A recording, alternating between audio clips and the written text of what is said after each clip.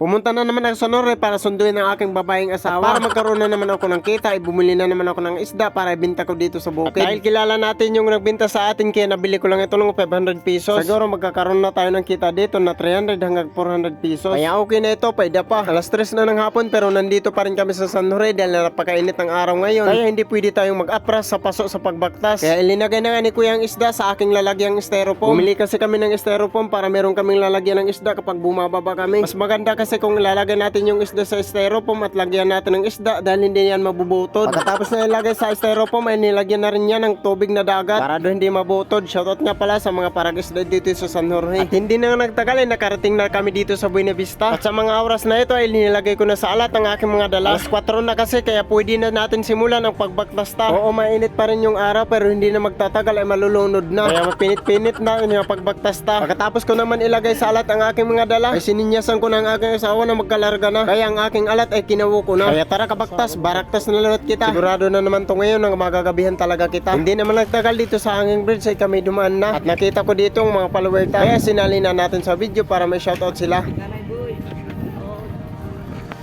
Shoutout na rin ang maglaag.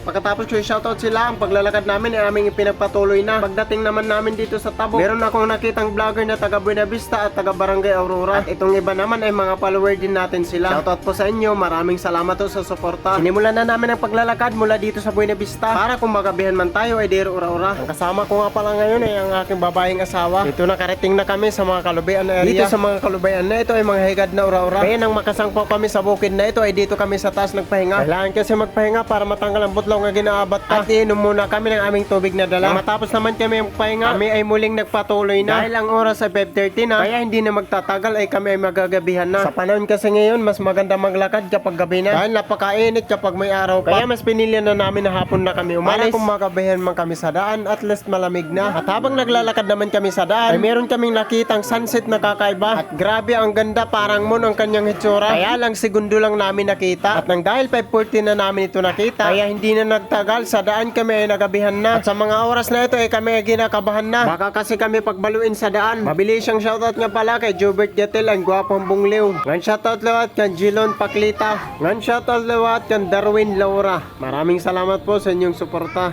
Ayun kapag tas mga nagabi sa ating lahat, dito na kami nagabihan na kami kasi. Mas 4 na kami umalis sa Buena Vista. Alas 7 na, dito na kami.